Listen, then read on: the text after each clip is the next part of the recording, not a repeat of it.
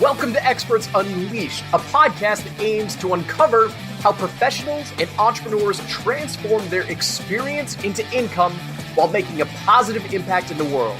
I'm your host, Joel Irway, and over the past 4 years, I've helped entrepreneurs develop and launch their expert-based businesses to grow past 6 and 7 figures per year. Now, a professional expert serves their community through paid training, education, or service, and this podcast will show you how to design and execute your plan to become a 6 or 7 figure expert without a big team. So, let's get started. What's going on, experts? It's Joel here with another very special episode today of Experts Unleashed. Thank you for joining me. I just hopped off the horn with the amazing, the super intelligent, the super insightful Michael Zipursky from consultingsuccess.com. I was talking to Michael, and in this episode, we dove deep into how he's built multiple businesses and sold multiple businesses, but we took a little bit of a different turn today at the end of this interview. I mean, he walks through exactly what his business does and how he works with consultants, but when you speak with intelligent people, you know right away. I go into more about that in my interview in this episode today, but I promise you, by the time you get to the end of this interview, you will feel smarter because it was a very enlightening interview. So if you're trying to grow, if you're trying to find opportunities to grow your business, we talked all about that towards the end of this interview. Pay attention to what Michael says. He's an extremely intelligent and successful business owner, and he gives some very sound advice that you can implement into your business as you start to seek out new opportunities and grow your business, especially if you are in the consulting world. All right, so without further ado, let's jump into today's interview with Michael Zipursky.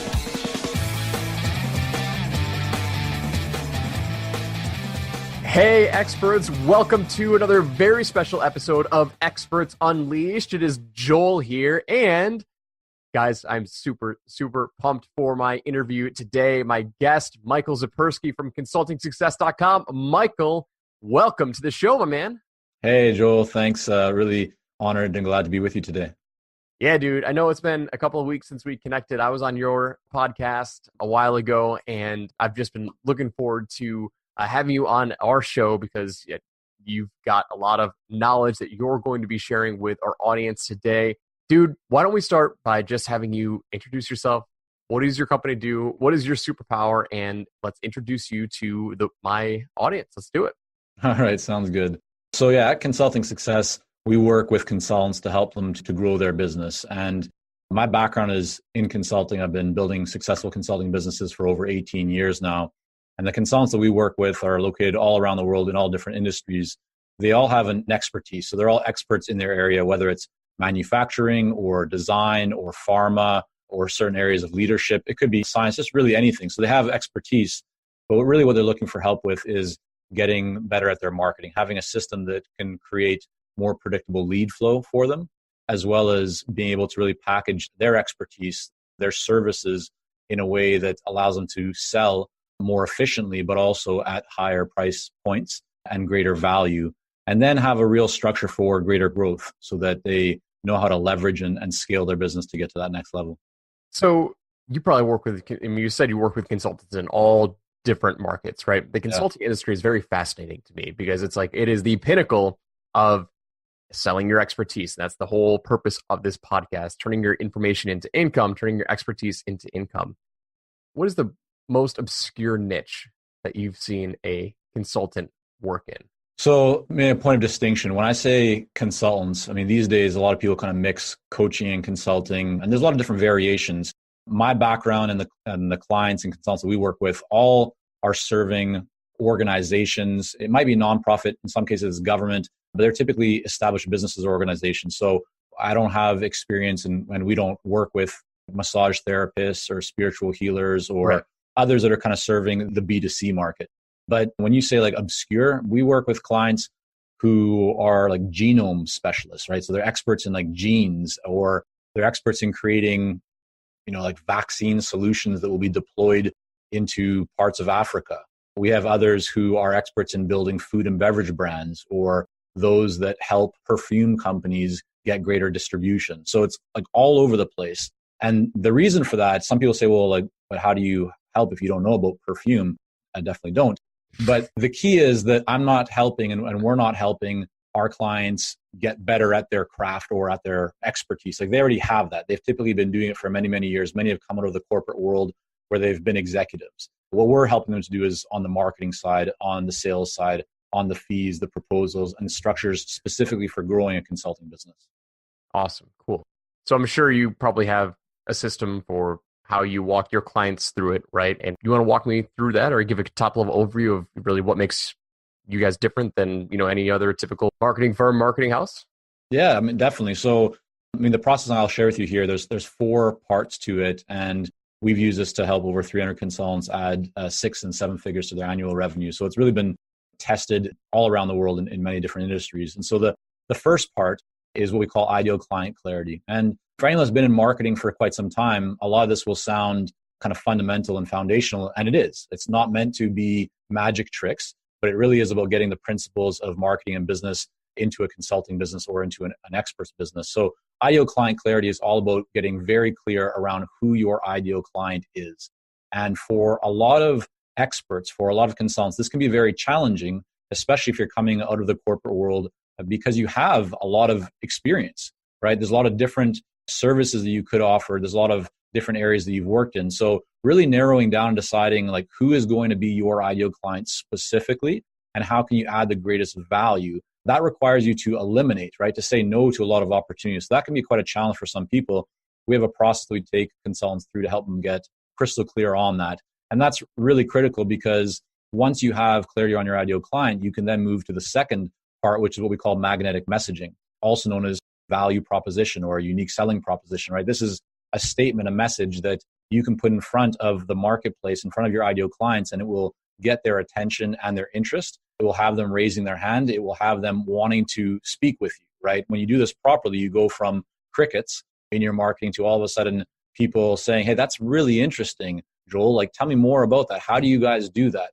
And so being able to craft that message can only happen, right? And only happens really well when you know who your ideal client is, because if you don't, then your message ends up being just far too general, right? You're speaking to too many different kinds of people, and then the message doesn't resonate. So these two really go hand in hand.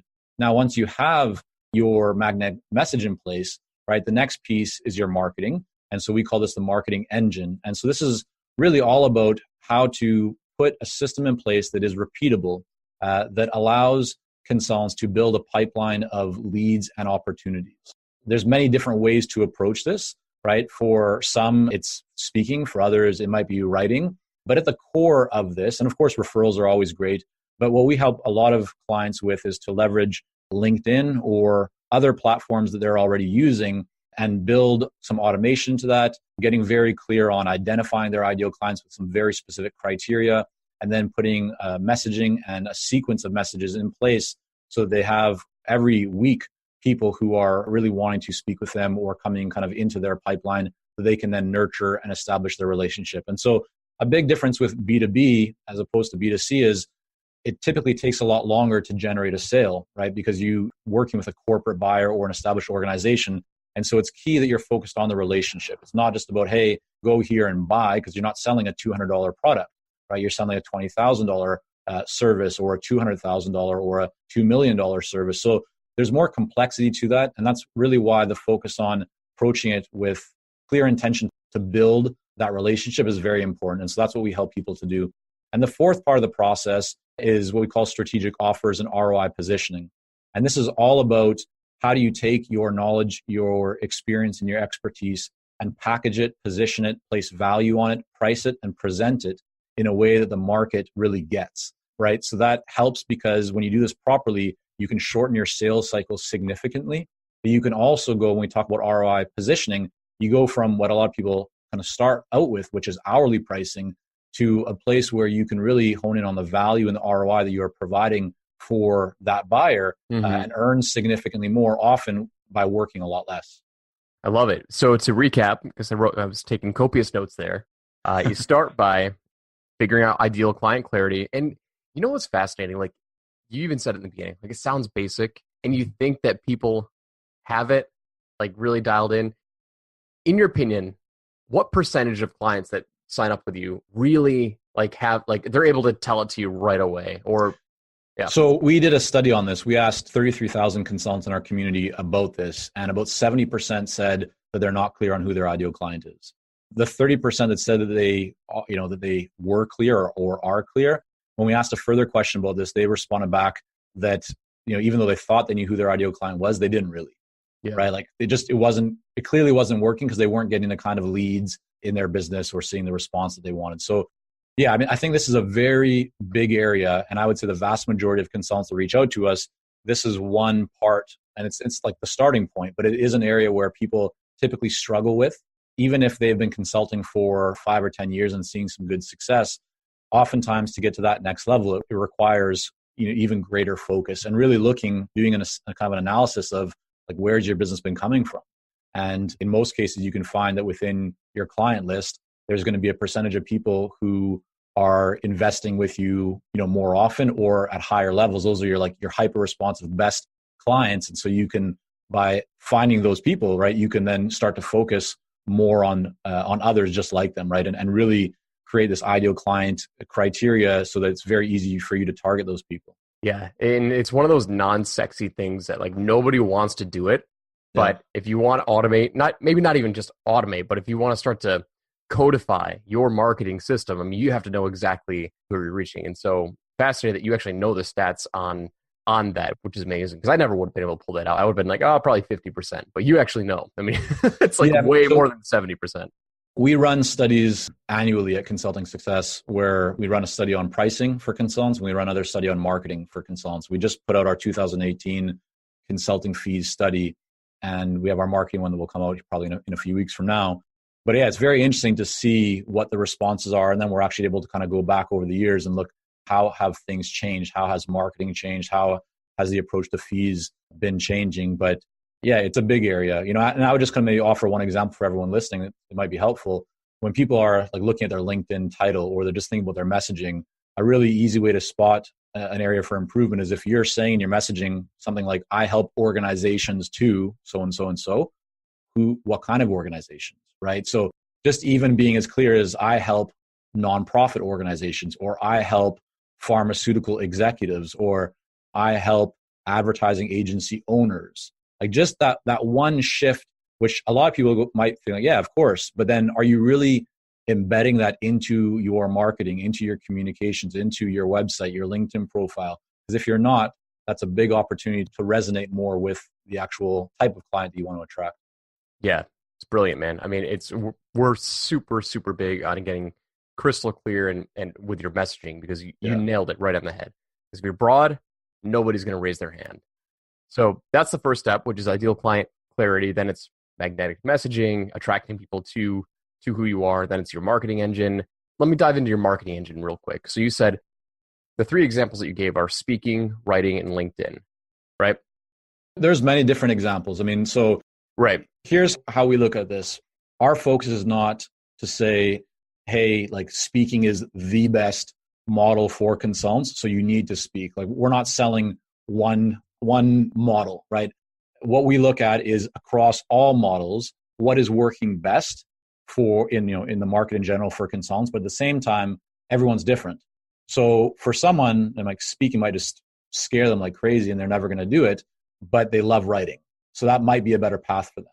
Regardless what typically those paths, right? Whether it's speaking, whether it's writing or referrals, these are really great ways to build up leads for your business. And in the case of speaking or writing, right, very good for establishing your authority and expertise and thought leadership.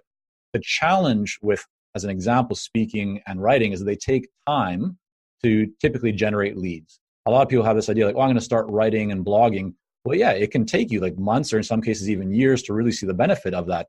Speaking, right, works great if you have speaking opportunities lined up, but if you don't, you have to find the venues, you have to reach out, you have to go through the process, you have to wait for the actual conference. So it takes time. So what we often encourage our clients and consultants to do is to get those what we call kind of like longer term marketing engines running for them. But depending on what stage of maturity they're at in their business, the percentage of time they should spend on those will shift. And so if they're early stage, you don't want to spend too much time on the long-term aspects because it takes time for you to work. So what benefits in the short term is a more direct outreach approach, where LinkedIn is an example, or if you have a list, if you've been building a list, right, you want to identify those ideal clients, you want to reach out to them, you want to start to develop a relationship with them, because essentially you can, in fact, actually have phone calls with people, talk to an ideal client in a matter of days in some cases. So you don't need to wait, many weeks or months to have leads come in. I love it, man. It makes total sense. The short term and the long term play. And you got to get the quick wins for your clients too, but also be realistic with them. And as well as I do, like there's many different marketing avenues out there. So many, yeah. And then finally, the fourth pillar is strategic offers and ROI positioning. Now, what do you mean by strategic offers? So what are you saying?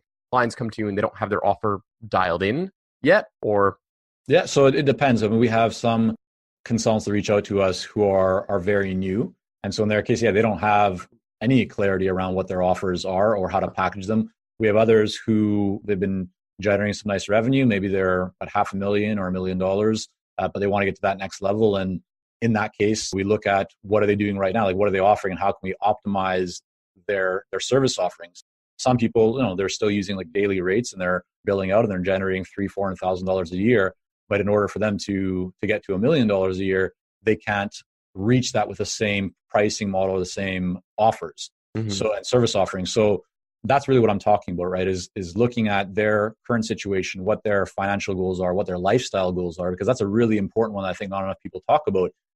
Like we actually, so another point from our recent study, our marketing study, this has not come out yet, so your audience is hearing this before anyone else. But one of the questions that we asked was, why did you become a consultant? And the number one reason was because they want to realize their potential. The number two reason was because they want to be their own boss. The last reason, like lowest down on the totem pole, was income potential. So listen, like I am very focused on wealth creation. And when I was younger, kind of starting my career, certainly was much more focused on money as a way to kind of measure, and this idea of what it would create. As business has been more successful and I've just achieved more, and just at the stage that I'm at, like more about legacy. But just that being the case, like I really believe it's important that people get clear on what their model is, not only for their business and their monetary side, but also their lifestyle side, because why are you earning that money? What do you want to do with it? And most people just want that for freedom. So those two are important because there's many different approaches and models that you can use to grow a consulting business or a services-based business. And depending on what model you choose, that will also then impact and connect to what kind of offers you're going to make, how you're going to price them, and how you're going to deliver on them. So all these things go together. And that's really what I'm referring to when I say strategic offers, is getting very strategic around your service offerings and making sure that everything connects to support your goals, both on the financial side, but also the lifestyle side. That's amazing. So the top of their priority, their number one reason why they became a consultant was to realize their full potential, right? Yeah. So that makes total sense.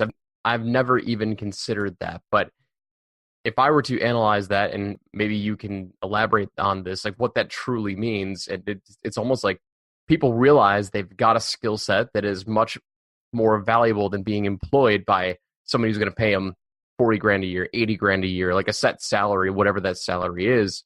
I mean, do you think that's what that deep meaning is of realizing their full potential, meaning they can impact more than just one employer? They can impact millions, or they can impact hundreds or thousands. Take your situation, Joel, as an example, right? Like I remember when we were speaking, you told me your story of working in kind of the corporate world as an employee and realizing like, wow, I'm actually pretty good at this whole like presentation thing, and maybe I can help others just beyond this one company with it.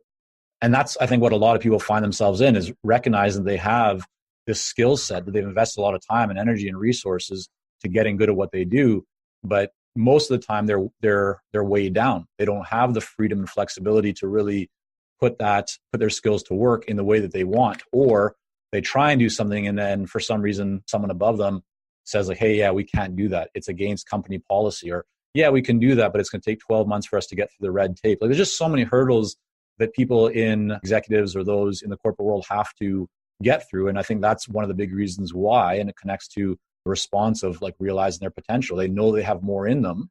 And when we really think about what makes people happy, it's not just the money side, right? It's like really that feeling of progress. And a great way of showing that you're making progress is by, again, feeling like you're realizing more of your potential. I think those two go hand in hand. I love it, man. That's some super deep and super valuable insights that, I mean, not many people survey their audience. I mean, like, you clearly have your stuff together. Your company clearly has their stuff together. And it's a breath of fresh air to speak to somebody that knows there's, I mean, that, and I'm not saying this as for anyone who may be listening, like, I'm not saying that to degrade anyone, but I mean, to have intelligent conversations with people who really know their business, really know their market, it's a breath of fresh air. So I love that. All right, Michael, I want to rewind it now. That was fascinating. So we learned all about your process, how you help clients, right? So now I want to talk about you, right? So in this section, experts on Unleash is all about how you have created and spotted and seized opportunities to get to where you are today. And you mentioned earlier that you are in kind of legacy building mode, right? So like, you're very successful right now. Take me back to like how you got to this situation. Like, and let's just start with the start of your professional career. Like, did you already know that you wanted to be an entrepreneur? You wanted to run your own business? Like, give us some backstory. Sure. So just to clarify, yeah, I wouldn't say that I'm in legacy building mode, just that I'm more conscious of legacy. And since my daughter was born, just spending more time, like I really want to be present as a father. So I think it's just been a shift. And I think it's probably what a lot of people go through, right? You know what that's all about. So, yeah. Okay. So back to your question, how did I get kind of started? My cousin and business partner, Sam, so we run Consulting Success together. We've sold multiple businesses together over the years. The first business was when I came out of high school and just going into first year of university. And that was a web development and design firm. I'm not a coder, I'm not a designer. Sam, that was his area. Mine was just always been in that kind of business, communicating with clients, taking care of the proposals, the marketing. And so we just launched that. I don't really know where that came from, but maybe we were having a drink one night or a conversation, a coffee, like who knows, but we decided to put that out there. We got some clients. That was a great experience. And then we decided that we saw opportunity in the market to really start working with more international organizations. We both had a lot of interest in like global markets and different countries and cultures and languages. And that's always fascinated us. In my case, I grew up for many years in another country before coming to Canada. And so although I was born in Toronto, I lived in Israel for 4.5 years. And so when I moved back to Canada, I didn't speak English. I didn't have really any friends. I had some family here. Sam was really, the only person that I had, male, that I could relate to. And so we bonded very quickly. But, coming back in like that, just probably that experience of living in a different culture and country really had a profound impact on me. And Sam was also in that same situation when he was young. So for us, we kind of recognized there was opportunity in global markets. We started another company at that time called Kankei Culture. Kankei in Japanese means relationship. And so that was a branding and marketing consultancy. And I actually ended up going over to Japan and opened up our branch office over there. And so had the opportunity to work with some really well-known organizations like Panasonic and Dow Jones Japan and Financial Times Japan and Omron and Sumitomo and a whole bunch of other billion-dollar organizations, helping them to market and communicate their services and products to English-speaking markets. So I want to jump in real quick. Yeah, for sure. So first was the web design agency, right? And then you sold that. You said you started and sold multiple. Yeah, we didn't sell that business. We just let that business wind down. Okay, all right. Yeah. So okay, that's fine. First one was web design agency. Then the second one was branding and marketing consultancy. I mean, so those are two relatively different niches. Like, how did you where did the idea come from with branding and marketing? So it really followed kind of both of our paths and interests. So Sam, his background, his degree is in design. He went to a university where he studied design. So the branding side was very connected to him.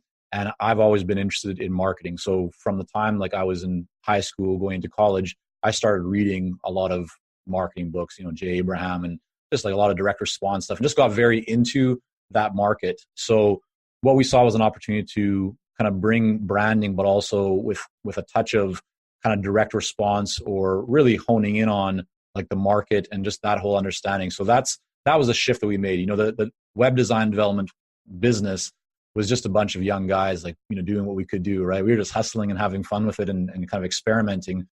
It wasn't very strategic. When we launched Concave Culture, that was a real business with serious clients. I was still in my early 20s at that time. And so that was a whole other kind of experience, being in my early 20s, working and consulting for billion-dollar organizations and having most of my clients who were in their 50s and 60s at that time. But that's kind of how we got there, right? And then we just followed where the opportunities took us and applied our ongoing learning to improve our business and results for our clients. So you worked with billion-dollar companies at Concave Culture. How do you spell that? Is it K-U-N-K? No, Concave is K-A-N-K-E-I. K-E-I. Concave Culture. Okay. Yeah. So big shift between a web design agency and then going to land billion-dollar companies. I mean, what was that experience like? You said it yourself. You were early 20s. You were working, your clients were in their mid to 50s and 60s. Like, yeah. I guess, who was your first? I don't know if you can reveal a client list, but like, what was the first client that you landed and how did you land it? Like, this is fascinating to me because selling to big corporations is a much different experience than selling to small businesses. So so like, tell me how this developed, like this company developed. So this whole experience was both exhilarating and terrifying at moments, right? If people really want to go deeper into this, you go to consultingsuccess.com and opt in to our general opt-in. You get like a 52-page consulting blueprint. But what I give people as part of that, you'll get a series of emails where I share this exact story, like blood, sweat, and tears. If the real detail behind specific situations and challenge that I had growing that business over there. So if anyone wants to get kind of detailed, head over there. But yeah, so the first client, or the first, I would say, major large scale client was Panasonic. And the way that happened was, before going to Japan, I sent out an email. I found a whole bunch of different advertising agencies and design firms in Osaka, which is the second largest city in Japan. It's where I was based. And I just sent them an email saying, hey, I'm coming to Japan. I'm coming to Osaka. I would like to meet with you. There was a bit more information in that email, but essentially like that's what it was. So here's this foreign guy emailing a bunch of Japanese people in English. I think I may have mixed in like a little bit of Japanese that I found on Google because I didn't speak that much Japanese at that point, a little bit, but not very much.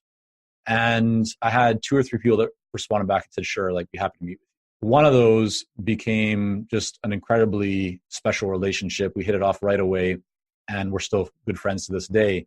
They then introduced me to the executive or the managing partner and director of a large Japanese advertising agency. So we built a relationship. And, in Japan, this is often over what you call nominication. It's nomu is the verb to drink and cation is like communication. So it's like drinking to communicate, right? So this is often, if you've ever seen Lost in Translation, Bill Murray's, okay. So a lot of people, if anyone's seen that, people have this image of Japan where you're sitting on like the 50th floor of this tower overlooking the city at nighttime, drinking a whiskey with lights, twinkling in the background. Well, that's exactly what my lifestyle was like at that time, meeting these people. So for me, it was eye-opening and also just exciting because here I was, this young guy surrounded by people who were 2 and 3 times my age, who were opening up and showing me a world that I had never seen before. But really it was relationships, right? It was focusing on how could I add value and not pushing for a sale and just cultivating those. And that then led to an opportunity introduction to Panasonic, which led to a project, which led to more work. And then with both of these guys, one's name is Moriya, the other one is Shinosuke, we did a lot of business with them, with a lot of other well-known companies and clients. So it all started from that. You could say it started from an email sent to people in Japan. Well, that's kind of where I was going, is because like I had an inkling that it wasn't like you didn't land Panasonic because you're like, I want to land Panasonic as a client. Like, and especially like a company that big and, as a branding and marketing consultancy agency, I wanted to get to the story of like how the series of events that led to that. And for you, it's very, very unique. You put yourself out there and you ask to meet with companies. And it's just like, hey, would you like to meet? Was it for coffee or drinks? Or I don't know what it was, but you asked to meet with them. And then it was you. Exactly. You built relationships, and that led to an introduction. That led to an introduction. That led to the rabbit hole. Yeah. I think, Joel, like in my observation. Like that's how in most things tend to work. If I think back to college and university, right? Like actually even before that. So back, no, it was my first year of college, university, and I wanted to go overseas. I wanted to go to Japan for the summer, but I didn't have much money. So I needed to work. And I remember I opened up like the Yellow Pages, right? People might remember what that thing is, like this big book, right? But I opened it up and I literally just started going page by page, calling different companies saying, hey, do you have any work for me? Do you have any work? Do you have any work? Do you have any work? And then finally a grass company, like a company that lays down saw these big heavy bales of grass, said yes. It was called English Lawns. And I went and sweated out and got dirty and laid grass down. And then I worked in a warehouse and I just did a lot of different jobs. But yeah, like I knew I had a goal, right? I had an outcome that I wanted to achieve. And I just figured out like step by step how I would get there. And that's really how we've done a lot of things, even in our current business, to get to where we are today. It's like, okay, here's where we want to get to. How are we going to get there? We have some ideas, but we don't have the total solution. And we just start working towards it. And then we adjust along the way.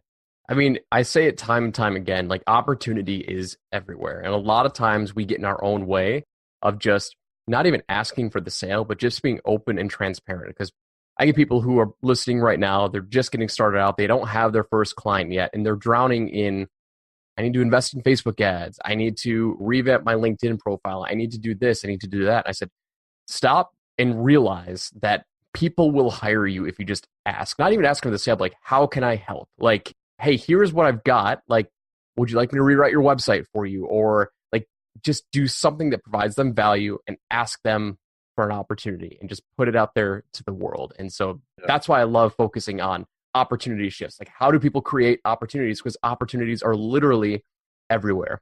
Yeah, 100%. I would agree with that. I may just add one of a kind of other piece and observation, which is I think too often these days, exactly like you mentioned, right? People spend too much time in technology or in like the tools. But if you really look at it, the most direct path is just to have a conversation with people, right? Like that's where business happens. It doesn't, in most cases, right? It doesn't happen through a technology, although these days it can, depending on what you're selling. But when I'm talking about consulting, right, or high level coaching offers, right, you're going to have a conversation. And so the most direct path to do that is just to identify where that person is and go and have the conversation. You don't have to have everything else perfectly in place. You can, adjust it along the way. But that's really what I would be encouraging people to do, is to find the most direct path to having a conversation. Yeah, and more times than not, if you're just starting, you probably don't know what that direct path is. So you need to just outreach, and just say, hey, what can I do to help? Right? Yeah. I love that. All right, so let's move forward, right? So then you land your first big client with Panasonic, and when did you pivot away from that company? Like, what was happening when you pivoted to the next opportunity? Yeah. So what happened there was like, it was a lot of fun and just an amazing experience to work with those organizations. But one thing that frustrated me a lot at that time was that a lot of decisions that were being made by companies was subjective. And what I mean by that is the design, right? Branding can be very subjective. Like I remember being at a meeting, with kind of like a board of directors, the president of a $1 billion organization was there. And we were talking about this, like a revamp of their logo and tagline. And I remember the president kind of just looking at it, and he looks around the table at all of the other kind of counterparts and senior directors and so forth. And they're all kind of like talking about, oh yeah, I like this shape, I like this color. And I just said to him, I said, you know what, like just go with this one. And I was like, I think this gives the best international image for your company. You should go with this one. He's like, okay, I'll go with that one.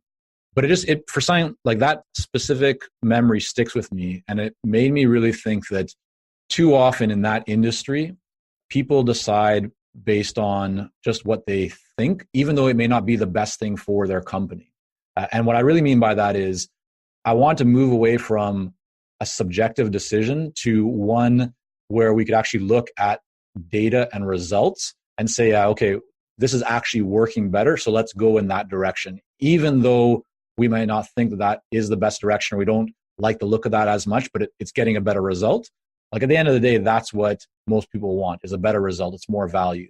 And so I decided to open up another consulting business where we focused on lead generation for professional services firms. So I worked with a lot of law firms, accounting firms, investment firms, other consulting companies, to help them to generate more leads through their marketing. And this is really where I started to apply like a lot of my study of direct response. And I was going to ask if, like, because you mentioned, the subjective versus objective. What's the data telling you? I'm like, is this when you started learning about direct response? Yeah, I mean, so what was happening is I was learning about this before, right? I was studying it and I was trying to apply it as much as I could for our clients and into our own business. But I was also recognizing that coming up against walls, because a lot of organizations, when we're speaking to them, that wasn't the way that they approached things, right? It was they're making decision by committee. And when you get a lot of people giving a lot of different opinions, often those opinions aren't expert opinions. And so you end up with like a suboptimal result.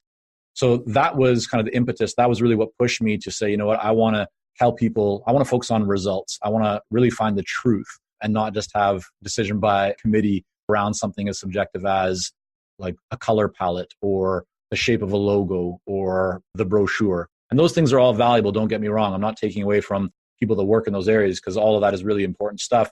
But I decided to get into lead generation for professional services firms. And that's really what I spent, the next several years doing before launch. Well, I should say before, but that right around the time when I guess several years into this business, that's kind of where consulting success started to be born. And so I'm happy to kind of talk more about that if you'd like, or. Yeah, let's go. Yeah. Okay, sure. So really what I was seeing at that time was that I was learning a lot. I was making a lot of mistakes. I was also having a lot of successes as a consultant. And so I wanted to share kind of those stories from the trenches with others. And so I started to blog and write articles about consulting, about growing a consulting business. That just kind of took off. Like there was no monetization plan. There was no business behind it. It was a blog. We didn't even really do advertising at all at the beginning because just we thought that would be a bad user experience. And this was around the time where both Sam and I decided, so Sam he was working a separate job at that time. I was running this consulting business separately, but we both decided that we wanted to create a business that would allow us to work from anywhere. We both love travel. My wife is from Japan. Family is very important to me. I had this dream at that time that I wanted to be able to like go and live in Japan for several months a year so she could spend time with her parents and family and so forth, which we've been able to do now consistently. But at that time, it was just a dream, like it was an idea. And so as we started seeing more interest and kind of demand and engagement in community with consulting success and that whole kind of blog and articles, we started to see that maybe there's an opportunity here to build a business around this. And so we launched a course on how to become a successful consultant, which still sells to this day, although it's gone through different iterations.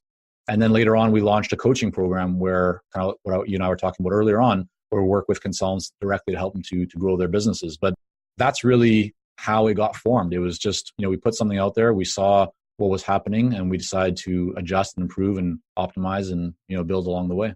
So that was happening.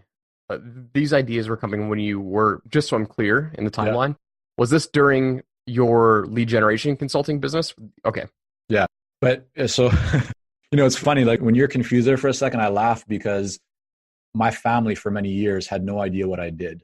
I'd be sitting around like the table with my aunts and uncles. My uncle Ken, he still jokes to this day. He's like, are you just writing another book? Like he had no clue what was going on. And he's like, oh, how many books do you sell this month? I was like, man, I'm not in the book business. Like, yes, I've written books. So because we've had multiple companies over the years, like there was one time where Sam and I, we were running consulting success at the beginning. We had a jewelry business online, which we ended up selling because we realized we didn't know very much about jewelry and we weren't passionate about it, but we experienced that. And then we had a job board business that actually was quite profitable. We ended up just selling at the end of last year. But we had 3 different businesses like all at one time. And it was very hard to explain to family, but to anyone, like when they say, Michael, what do you do? I was like, I'm an online, like I don't have an online business. I'm an entrepreneur. And they're like, well, what is that? And then people start joking, saying things like, well, are you in some kind of shady online business? Like what's really going on? And so, yeah, it was nice to kind of get clarity on that. But back to your question or to your point, yes, Consulting Success launched as I was running that lead generation consulting business. Awesome. Yeah, I love, so I think anyone who has been in the entrepreneur space for any length of time, especially in the online space, has run into that issue with their family. So like, especially when you're just getting started. So what do you do? I'm like, oh, I work, I had to distill what I do. I just basically say I'm in digital marketing, and then they stop asking questions. Right. Like, yeah. Yeah, it's like, oh no, I help people with webinars. Like, what? What's a webinar? Like, forget it. Like, I'm in digital marketing. Yeah, exactly. So, all right. Well, Michael, that's awesome, man. I mean, that's a fascinating story. I mean, like from the web design agency, then taking your international organizations, and I mean, you went through quite a few different businesses to get to where you are today. How long have you been running Consulting Success? So how long has that been up and running now? So it's coming 10 years. 10 years. Okay, awesome. So is this long-term plan, or do you have any different shiny objects in the future? This is really what I see doing for a very long time. I enjoy working with our clients. I think when I was younger, my mom was always saying, she thought I should be a professor. And now I kind of like, at that time, I always said, no, like, I'm not interested. I want to make money, Mom. I don't want to be a professor. But as the years have gone on, I recognize what she was onto there, because what gives me the greatest satisfaction and joy is actually helping others. And so helping our clients, helping them to get results is just really motivating, and it drives kind of everything that I do. We've set the business up right now where it works really well. I mean, last year I was able to travel with my family for 5 months of the year around the world in lots of different places, and the business is still running and growing. So we've got a really good thing going. And yeah, I mean, we're always looking at opportunities, but I think one big thing that I've really drilled home that's been important for us and kind of our growth is staying focused. Because you're right, like it's very easy to get distracted with all kinds of different opportunities. And I'm sure that we've missed many great opportunities, but at the same time, we've probably capitalized on, our plan. So when we set a vision and kind of a goal and a plan for the year, we're open to adjusting when it makes sense to, but we will not shift completely. And so, an example of that, like we've had many people who have reached out over the years saying, hey, like, you want to partner with us on this thing, or we have this product, can you promote it for us? And in most cases, we say no, not because we don't think we can make more money by doing that, but it's because either it just doesn't really resonate with our market, or we think it'll just take our focus away from what we're working on right now. So listen, I don't know if that's the best approach, but it's worked exceptionally well for us. And I think it just helps us stay a lot more grounded and clear, because we're not having to manage so many different things at one time. Well, the thing is, man, there is no one right way. I mean, at least from everything that I've experienced, my short time on this green planet, this green Earth, it's or blue Earth, however you want to analyze it, but whatever color it's changing to these days, yeah. There's no one specific way to go do it, and staying focused. I mean, absolutely, that's going to give you the best results. But Joel, I think just on that topic, if you don't mind, because that's a really important one for people, because too often they'll be confronted with like the latest guru who will say that, yeah, this is the one way, right? Or they'll read about in an article about some great success that somebody had with like Instagram marketing or whatever the technology or tool is. And then they'll go and they'll try that for a little bit. And then all of a sudden something else will come around the corner and it's like, oh yeah, this is working. We've been able to take our conversion rates from 20% to 50% with this new bot application. And like, listen, all this stuff can be good, but then people jump to that, but they've never even finished implementing what they started with, this other thing. So yes, like it's really important in my experience to get clear on what it is that you want, and then find a path that will get you there, and then work it, and don't get distracted by all the new shiny objects that are coming your way. Like, consider them. And if they have a real application, then apply them, but don't just like half-heartedly apply them, because you're going to just end up wasting a lot of time, money, and resources. Like, really commit to it. I can say that with full confidence that every coach and a mentor that we've worked with over the years to help our businesses grow, we've seen a positive ROI. And sure, it's by choosing the right coaches and mentors, but it's also because we've committed like 100% or 100 more percent to making sure that we really get the most out of that experience. Because the responsibility when you work with a coach or mentor or someone is not on the other person, it's on you. Like, it's your responsibility to make that a success. And so for us, that mindset has really helped us ensure that we see consistent growth, because we're not just, taking in and accumulating information. We're applying the right information. We're also trying to stay away from a lot of information if we don't feel that it's going to really benefit us, because it just ends up being a distraction. Oh, that is probably the most important advice I've heard in a very long time, staying away from information, because information is what influences, and it's good and bad. I mean, when you take it, that's why I stay away from the news. because it's mostly negative and it influences the way that you view your environment, your perception, and your reality. And so that's a brilliant quote. So yeah, like take it a step further, right? Like even newsletters that people send out, right? I mean, most people have had a time, maybe you still have a time right now, like where you get a lot of emails into your inbox from different providers or different people. I would encourage everyone to like do an audit of that. And if you're not getting real value, if it's not helping you to really move your business forward, unsubscribe. Mm-hmm. And if you're on our list right now and you're not feeling it's valuable for you right now, please unsubscribe because your time is too valuable. You should really only be taking it into your inbox and surrounding yourself with people and with information that is applicable to you right now. Yep. Brilliant advice, man. It really is. So I want to point out one other unique thing that you mentioned a couple minutes ago, and then we'll wrap up our interview today. You mentioned that, I don't know if it was your family, somebody recommended that you be a professor. And you said your mother, right? And so I bring this up because last night, my wife and I went out to dinner in Niagara Falls, Canada, and we were having this conversation. And I have had many people tell me that, Joel, I think you should be a professor. I think there's a direct correlation with experts and consultants and thought leaders and their desire to help people, because that's really what you said you wanted to do.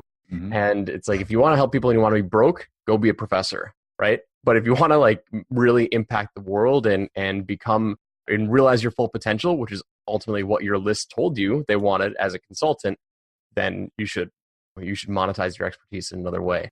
It's fascinating because like I've had people tell me that I should be a professor. I'm like, absolutely not. Like I have no intention to go work for higher education. Not that I have anything against it. It's just like, well, I think it also comes down to like where you're at in your life stage and what gives you, just happiness and a feeling of accomplishment. As an example, if you think about working, let's say, with university students, well, you could teach them stuff, but if they're not able to apply it right away, that might not give you like a sense of accomplishment. Whereas if you're working with people in other entrepreneurs or consultants or coaches or whatever it is, and they can apply like the next day or the same day what you just shown them, that can be a lot more rewarding. But for some people, I mean, I know many consultants who also are professors and they speak and they consult and they're very successful at it. Like for them, that's a rewarding mix. But you're right, definitely like that. The point on how all successful consultants, I think, feel a sense of accomplishment and reward from helping others. Like that's why we do what we do, right? If we didn't enjoy helping others, or if we're just in it for the money, it's probably not going to end up being very successful or long-term. Love it, man. Dude, this has been an excellent, fascinating, and deep dive intellectual interview and a chat. And I appreciate you just taking time out of your day to speak with my audience. We chatted about a lot. I mean, you have a very successful, thriving business, and I love the journey that we went through when we did the rewind. You started multiple businesses, you sold multiple businesses, and now reflecting on all of it, you've been able to share kind of the true priorities, like value your time, value the information that you let into your world because it impacts you and it influences you both positively and negatively, and ultimately stay focused. And it's led you to be able to travel for 5 months out of the year and grow your business. So, Michael, was there anything that we left out that you wanted to make sure that we included in this interview? I think you've done a great job here, Joel. Fan of your work, so keep it up. Awesome. So where can people connect with you? Where, let's drop some links. Let's send them over to you. Sure. Yeah. I mean, the best place to go is consultingsuccess.com. You can find a whole bunch of resources there on growing your consulting business, both free and paid resources. And you're also welcome to check out my most recent book, the bestseller, The Elite Consulting Mind, available on Amazon in Kindle and paperback. And the upcoming book, Consulting Success, is the title. And that's all about how to start, run, and grow a successful consulting business. Awesome. So if you're listening right now, go check out Michael's work over at consultingsuccess.com. Let him know that you heard his interview on Experts Unleashed, and just follow him. He's a brilliant mind. Hopefully you've been able to see that on this podcast through this interview. And we'll wrap up today's interview. Thank you for tuning in. And Michael, thanks as always. And for the rest of my audience, we'll see you on the next episode. Take care. Thanks so much for listening. We hope you enjoyed today's episode, and we look forward to giving you the next one. Now, if you want additional trainings and content outside of the podcast, I release exclusive video trainings on my Experts Unleashed YouTube channel. And if you'd like to come hang out with thousands of other fellow experts, join our Facebook group community where we do hangouts and webinars to help support you in your journey. Finally, if you'd like my personal help to develop, launch, or scale your business, contact me directly for private consulting opportunities to see if any spots are available. And you can find all of the information above at expertsunleashed.com.